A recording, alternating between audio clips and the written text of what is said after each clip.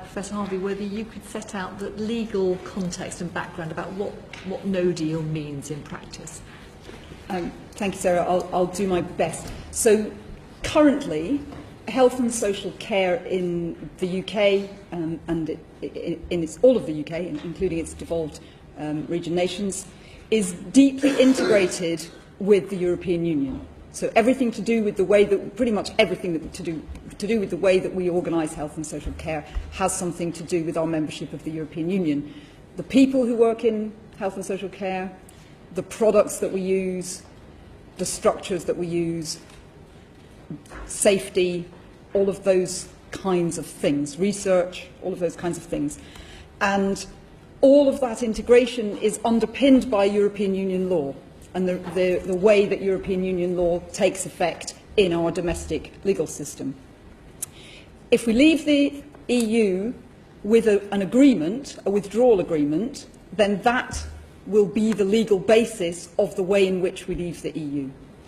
If we leave the EU without that agreement, there'll be no clear legal basis on which the UK leaves the EU. That will mean that from the point of view of the European Union, the UK will overnight become a third country external to the EU, and that will mean that UK nationals who are in EU countries, either visiting or residing there, will be treated as third country nationals in EU law.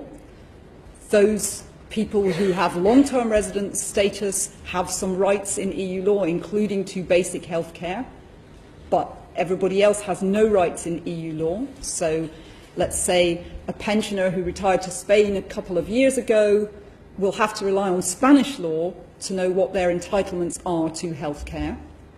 That becomes immediately much more confusing and difficult to understand.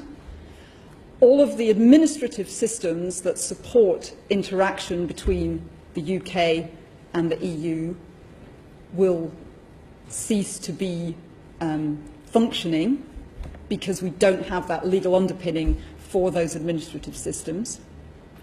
In terms of EU nationals in the UK or EU products coming into the UK, whether there's a deal or not, the European Union Withdrawal Act seeks to secure continuity. So we know that the EU Withdrawal Act will mean that products can be recognised that are coming into the UK, formally speaking.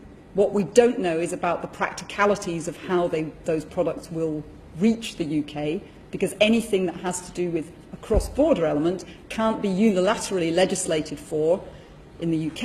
It has to be agreed with the EU, and of course no deal means no agreement.